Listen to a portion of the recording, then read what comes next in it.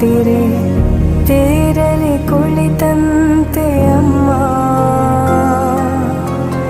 ಗುಮ್ಮ ಬಂತೆನಿಸಿ ಹೆದರಿ ನಿಂತಾಗ ನಿನ್ನ ಸೆರಗೆ ಕಾವಲು ಅಮ್ಮ.